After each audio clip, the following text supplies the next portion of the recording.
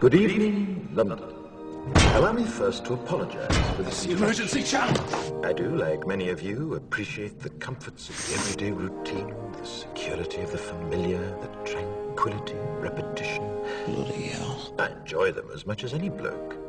But in the spirit of commemoration, Who's that, Mum? whereby those important events of the past, usually associated with someone's death or the end of some awful bloody struggle, are celebrated with a nice holiday, I thought we could mark this November the 5th, a day that is sadly no longer remembered, by taking some time out of our daily lives to sit down and have a little chat.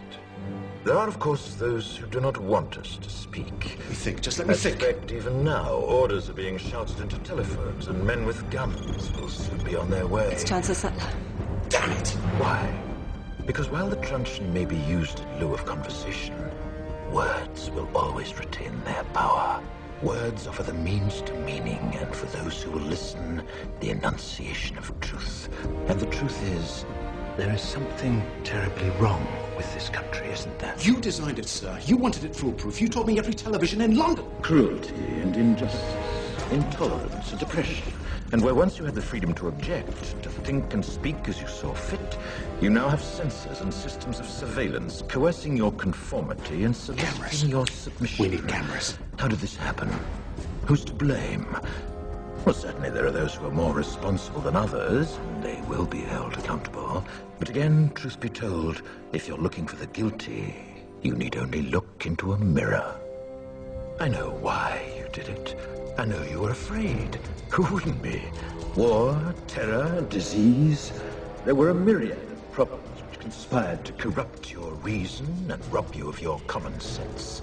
Fear got the best of you, and in your panic you turned to the now High Chancellor Adam Sutler.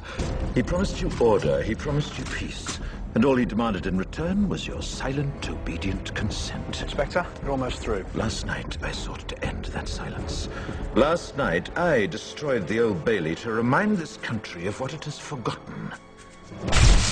More than 400 years ago, a great citizen wished to embed the 5th of November forever in our memory.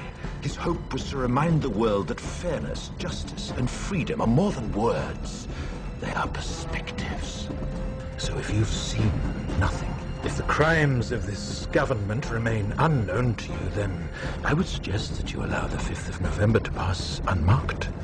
But if you see what I see, if you feel as I feel, and if you would seek as I seek, then I ask you to stand beside me 1 year from tonight, outside the gates of Parliament.